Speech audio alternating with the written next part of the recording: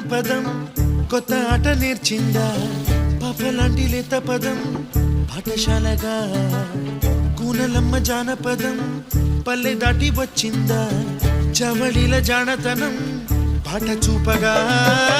కుంచెలో దాగే చిత్రాలు ఎదురొచ్చేలా